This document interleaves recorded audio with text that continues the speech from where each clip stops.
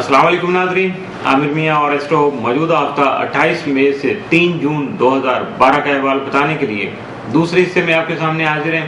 اور اس حصے کی ابتدا کرنے سے پہلے ہم اس سے اگلے ہفتے کی بات کریں گے۔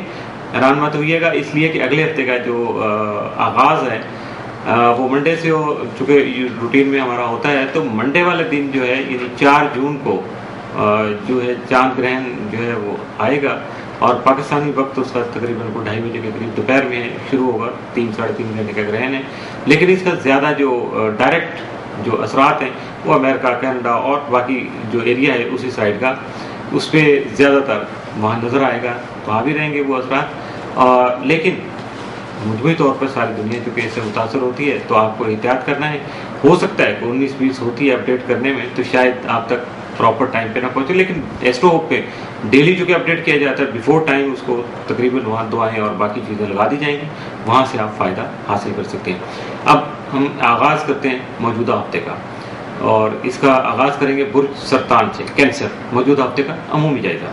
آپ کا ہاتھ میں سارا قمر 15 تا 17 جون ذائچہ کے شرفی گھر سے گزرتے ہوئے روزمرہ کے مسائل کے علاوہ دیگر معاملات میں بھی اسی طرح کی آسانیاں فراہم کرے گا کہ جس سے آپ کو کامیابی ملنے سے آپ کے کاروبار میں وسعت پیدا ہو سکے گی۔ 2 اور 3 جون کو عطارد زہرہ کران کے باعث آپ کا گھریلو ماحول خوشگوار ہونے کے علاوہ بہن بھائیوں کا تعاون بھی آپ کو حاصل رہے گا، اور آپ اپنی دیرینہ خواہشات کی تکمیل بھی کر سکیں گے۔ موجودہ ہفتے کا تفصیلی جائزہ۔ 28 مئی کو آپ کی صحت بہتر رہے گی، جبکہ ہمسایوں کا تعاون بھی حاصل رہے گا۔ 29 کو ایمانداری سے کام لے کر ترقی حاصل کریں گے۔ 30 جون کو آپ کے دوست تعاون نہیں کریں گے، جس سے ذہنی پریشانی یا ذہنی انتشار کا سامنا کرنا ہو سکتا ہے۔ 31 مئی کو مسائل بڑھنے سے خواہ کی پریشانی ہو سکتی ہے، لیکن شراکتی کام جو ہے وہ آپ کے لیے بینیفیشل یعنی منافع بخش ثابت ہوں گے۔ 1 جون کو مالی معاملات پر توجہ مرکوز رہے گی۔ 2 جون کو جذبات اور غصے پر قابو کی ضرورت پیش آ سکتی ہے۔ 3 جون کو خواہ کی پریشانی اور مسائل درپیش رہیں گے، اس لیے آپ کو اس ہفتے میں خاص طور پر بہت زیادہ احتیاط کی ضرورت ہوگی، کیونکہ اس ہفتے میں آپ کے لیے ممکنہ طور پر سادہ اثرات کا حامل دن کوئی نہیں ہے، جبکہ آپ کے لیے احتیاط طلب دن جو ہیں وہ 1 اور 2 جون کے ثابت ہو سکتے ہیں۔ برج اسد، لیو، موجودہ ہفتے کا عمومی جائزہ۔ آپ کا ہاتھ میں ذرا شمس 21 مئی تا 20 جون ذائچہ کے 11ویں گھر میں رہتے ہوئے دوست احباب سے فائدہ کا حصول ممکن بنانے کے علاوہ اپنی دیرینہ خواہشات کی تکمیل یعنی آپ کی جو دیرینہ خواہشات ہیں ان کی تکمیل کو ممکن بنا سکے گا۔ 27 اور 28 مئی کو شمس عطارد کران کی وجہ سے آپ کا ذہن مزید مضبوط ہونے سے مستحکم فیصلے کرنے میں آسانی ہو سکتی ہے۔ اس دوران اچانک سفر بھی پیش آ سکتا ہے، آپ کو بہترین مواقع میسر آ سکیں گے کہ حالات کے مطابق خود کو ڈھال سکیں۔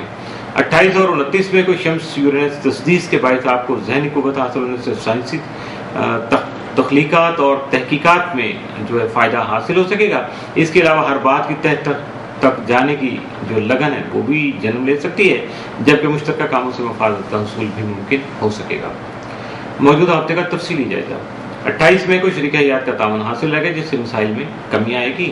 29 مئی کو ادبی اور سائنسی امور سے غیر معمولی دلچسپی پیدا ہو سکتی ہے۔ 30 مئی کو کسی غیر معمولی وجہ کے باعث آپ کا ذہن جو ہے ذہنی سکون جو ہے وہ گڑبڑ ہو سکتا ہے، یعنی آپ ذہنی طور پر انتشار کا شکار ہو سکتے ہیں۔ 31 مئی کو بیرونی ملک سفر میں تاخیر ہو سکتی ہے، لیکن آپ کی روحانیت میں اضافہ ہو سکتا ہے۔ 1 جون کو بیرون ملک دوست احباب جو ہے وہ آپ سے رابطے میں رہیں گے۔ 2 جون کو مالی معاملات پر توجہ مرکوز رہے گی۔ 3 جون کو آپ کی خواہشات پوری ہونے سے انسانی خوشی محسوس کر سکیں گے، اور موجودہ ہفتے میں آپ کے لیے ممکنہ طور پر جو سعادت اثرات کے حامل دن ہیں وہ 28 اور 29 مئی کے ثابت ہو سکتے ہیں، جبکہ منفی اثرات کا حامل دن پورے ہفتے میں آپ کے لیے کوئی نہیں ہے۔